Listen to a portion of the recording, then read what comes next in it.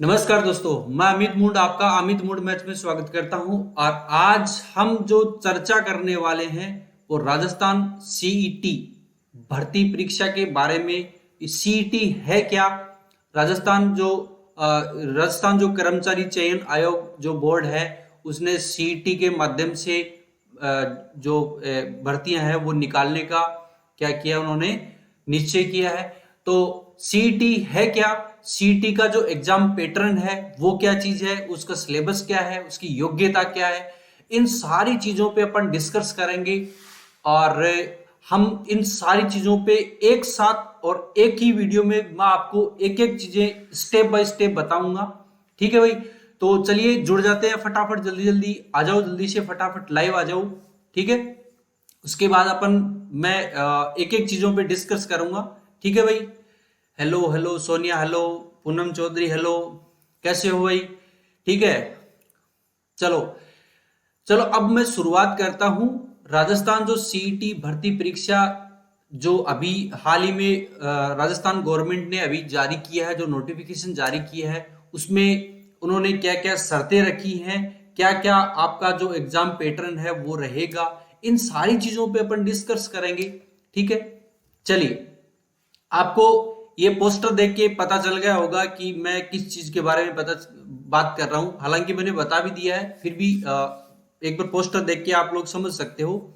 ठीक है, देखिए सीटी है क्या, इन सारी चीजों पे अपन अभी देखते हैं। देखो, चलिए नेक्स्ट पे स्लाइड पे चलते हैं अपन। देखो, सबसे पहले सीटी सीटी है क्या? Common interest test. सीटी की फुल फॉर्म देख लो। सीटी की फुल फॉर्म देखोगे आप, एक मिनट, ठीक है हो गया भाई। सीटी की फुल फॉर्म देखोगे, सीटी की फुल फॉर्म क्या है? Common interest test. तो मतलब हिंदी में क्या बोलते हैं इसको? सम्मान पात्रता परीक्षा। जो अभी जो नोटिफिकेशन आया है वो आपका देखो दो तरीके से जारी होगा। एक तो होगा आपका स्नातक स्तर, और अभी जो नोटिफिकेशन आया है वो स्नातक स्तर मतलब कॉलेज लेवल पे जो नोटिफिकेशन जारी किया गया है सिर्फ वो है। आप ये मत समझ लेना अब जो नोटिफिकेशन है वो 12वीं की यानी 12th बेस पे जो नोटिफिकेशन है वो अभी तक जारी नहीं किया गया है। वो भी कुछ दिन में राजस्थान गवर्नमेंट के द्वारा जारी कर दिया जाएगा। अभी तक जो जारी किया है वो स्नातक स्तर के स्तर यानी कि आपको दिया हुआ है, स्नातक स्तर दिया हुआ है।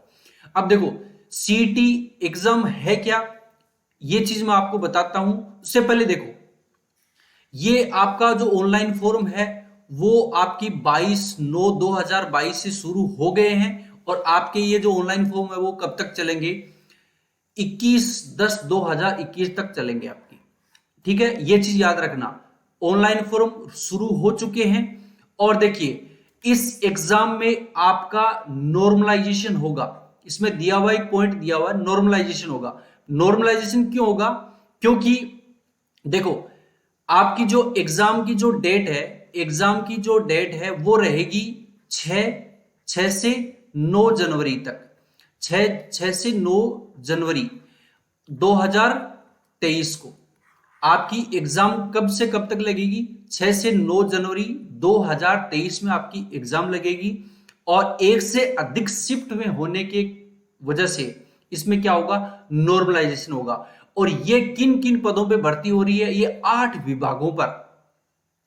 8 विभाग में पदों की संख्या है, इन्होंने निकाली है 2996 पद इन्होंने निकाले हैं। और ये जो है वो 15 गुना अभ्यर्थी है वो पास करेंगे। ये इसका पासिंग मार्क्स का क्राइटेरिया रहेगा। ठीक है ना, यानी ये जो एग्जाम है वो आपकी साल में एक बार लगेगी। और इस एग्जाम को क्रैक करने की बाद, दूसरी बात मैं आपको एक चीज बता देता हूं, सीईटी आपको नौकरी की गारंटी नहीं देता है। सीईटी सिर्फ और सिर्फ आपको, जैसे आपने बीएड की है, बीएड के बाद ही आप रीट का एग्जाम दे पाते हो। यानी बीएड भी रीट का एग्जाम देने के लिए क्या है? एक पात्रता परीक्षा है। यानी आपको उस क्राइटेरिया के अंदर आना होगा। यानी आपको 15 गुना जो स्टूडेंट होंगे उसके अंदर आपको आना होगा, तब जाके आप उसके बाद जो भी विभाग होंगे, संबंधित विभाग होंगे जिसमें आपको जॉब लगना है, वो आप उसके लिए अलग से आपको पेपर देना होगा। सीईटी एक माध्यम है जो सरकार ने जारी किया है, बस सीईटी को आपको क्लियर करना होगा, ठीक है। अब देखो इसमें विभाग कौन कौन से होंगे, इस पे भी अपन चर्चा करेंगे, ठीक है। देखो इसकी जो वैलिडिटी है, वैलिडिटी रहेगी 1 साल की। ये क्या दिया हुआ, ये डबल बार लिख दिया मैंने। वैधता, वैधता ये रहेगी आपकी 1 साल की रहेगी। हर साल परीक्षा का आयोजन होगा, साल में 1 बार। हर साल परीक्षा का आयोजन होगा, साल में 1 बार ये एग्जाम होगी सीईटी का। और सीईटी का एग्जाम क्लियर करने के बाद आप किसी भी जो इसके अंदर जो क्राइटेरिया है उसके अंदर जो भी एग्जाम जो भी विभाग दिए हुए हैं उसके अंदर जो वैकेंसी आएगी उसकी आप पेपर देके आप गवर्नमेंट जॉब लग सकते हो, ठीक है। ये कांस्टेबल के लिए नहीं है, ये ग्रेजुएशन लेवल पे है। कांस्टेबल क्या आता है, 12वीं लेवल पे है, और उसकी जो उसका जो नोटिफिकेशन वो अभी तक जारी नहीं किया गया है। देखिए इसमें अब कौन से विभाग है, एक तो है राजस्थान होमगार्ड अधीनस्थ सेवा, ये एक विभाग है, उसमें प्लाटून कमांडर की वैकेंसी है। और उसके बाद है राजस्थान अभियांत्रिकी अधीनस्थ सेवा, इसमें देखो 2 है। ये टोटल कितने विभाग है, इसमें 8 विभाग है। कितने विभाग है, 8 विभाग है। 8 विभाग में ये टोटल 9 प्रकार की वैकेंसी आई हुई है। टोटल वैकेंसी आपकी 2996 है, 15 गुना इसमें पास होंगे, ठीक है। अब देखो राजस्थान अभियांत्रिकी अधीनस्थ सेवा, इसमें जिलेदार और एक पटवारी 2 प्रकार की आई हुई है इसमें। और उसके बाद है राजस्थान अधीनस्थ लेखा सेवा, कनिष्ठ लेखाकार। और चौथा जो ऑप्शन है राजस्थान राजस्व लेखा अधीनस्थ सेवा, तहसीलदार राजस्व लेखाकार, इसमें आपकी वैकेंसी आई हुई है। और इसके बाद आपका दिया हुआ राजस्थान महिला अधिकारिता अधीनस्थ सेवा, पर्यवेक्षक महिला अधिकारिता, ये आपका दिया हुआ है। राजस्थान एकीकृत बाल विकास सेवा, इसमें ये विभाग दिया हुआ है, उसमें पर्यवेक्षक की जॉब आई हुई है। राजस्थान कारागार अधीनस्थ सेवा, ये जो जेलर है ना, उप जेलर की वैकेंसी आई हुई है कारागार विभाग में। राजस्थान समाज कल्याण अधीनस्थ सेवा, छात्रावास अधीक्षक ग्रेड 2 की भर्ती आई हुई है समाज कल्याण अधीनस्थ सेवा विभाग में, ठीक है। चलिए अब अपन बात करते हैं इसका सिलेबस की। अब देखो सिलेबस बहुत बड़ा मेरे भाई, सिलेबस इतना बड़ा दे रखा है, आरएस का सिलेबस भी इससे छोटा है, ठीक है। आरएस के सिलेबस में आपको सिर्फ ये नहीं दिए होंगे हिंदी अंग्रेजी और सामान्य, हिंदी अंग्रेजी और कंप्यूटर ज्ञान, बाकी आपका जितना भी सिलेबस है वो आरएस का सिलेबस। यानी यार देखो गवर्नमेंट है ना, गवर्नमेंट ने सीईटी को जो लागू करके है ना, बहुत बड़ा मतलब ये आप क्या कह सकते हो, बहुत बड़ा बवाल सा कर दिया। क्योंकि देखिए एक बात बताइए, आरएस का लेवल है, जो आरएस का जो प्री है, आरएस का जो प्री का लेवल है, आरएस प्री का सिलेबस उन्होंने इन लोगों ने इसमें डाल दिया है। देखिए आरएस प्री में कितने सारा सिलेबस है, भारतीय राष्ट्रीय आंदोलन पर विशेष बल के साथ राजस्थान और भारत का इतिहास। और देखिए राजस्थान और भारत का इतिहास दोनों दिए हुए हैं, बताइए, ठीक है। इसके बाद देखिए राजस्थान का इतिहास है, कला है, संस्कृति है, साहित्य है, परंपरा है, विरासत है, ठीक है। ये इतनी सारी चीजें दे दी भाई। और उसके बाद आपका दे दिया भारत का भूगोल दे दिया, ठीक है, राजस्थान का भूगोल दे दिया, राजस्थान पर विशेष बल के साथ भारतीय राजनीतिक व्यवस्था दे दी, ठीक है। और भारतीय अर्थव्यवस्था है, उसके बाद है राजस्थान की अर्थव्यवस्था, विज्ञान एवं प्रौद्योगिकी और तार्किक विवेचना एवं मानसिक योग्यता। ये आपकी मैथ्स, ये रीजनिंग का पार्ट है और ये मैथ्स का पार्ट है, मैथ्स का पार्ट है। उसके बाद देखो बाकी आगे आपको क्या दिया हुआ है, एक तो सामान्य हिंदी दे रखी है, अंग्रेजी दे रखी है और कंप्यूटर दे रखा है। और उसके बाद आपकी क्या दे रखी है, समसामयिक घटनाएं दे रखी है, जिसमें राजस्थान का, भारतीय और अंतरराष्ट्रीय। भाई बचा क्या है, भाई बचा क्या है, मतलब ऐसी कोई चीज छोड़ी नहीं, मतलब इतना बड़ा सिलेबस दे दिया है आपके सामने। मैंने सिलेबस पूरा रिकैप्चुलेट करवा दिया है, एक बार इसका स्क्रीनशॉट ले लो, ठीक है। समसामयिक आपको करंट अफेयर भी दे दिया है, और करंट अफेयर भी देखो छोटी सी एक लाइन लिखी है, समसामयिक घटनाएं, उसमें दे दिया राजस्थान का, भारत का और अंतरराष्ट्रीय का। छोटा सा लिखा हुआ है समसामयिक घटनाएं, लेकिन देखो राजस्थान का दे दिया, भारत का दे दिया, भाई बच्चा क्या है फिर? करंट ऐसे लिख देते सारा, मतलब टोटल करंट अफेयर्स टोटल लिख देते, ठीक है। और देखो आरएस में तो सिर्फ इतना सा होता है, ये यहां से यहां तक, यहां तक, और यानी आरएस का ही भी बाप है, ऐसे समझ लो। सीटी में जो सिलेबस आया है वो आरएस का भी बाप है। आरएस का बाप इसलिए है क्योंकि ये जो 3 सब्जेक्ट हैं ये आरएस में नहीं होते, 3 सब्जेक्ट इसमें और ऐड कर दिए। मतलब आप है ना, आप छोटी मोटी तैयारी नहीं कर सकते, आप मतलब आरएस लेवल की प्रिपरेशन करोगे तब जाके आपको गवर्नमेंट जॉब मिलेगी। तो मेरे भाई, मेरा कहने का मतलब यह है कि आपको इतनी सारी मेहनत करनी पड़ेगी, बहुत ज्यादा मेहनत करनी पड़ेगी।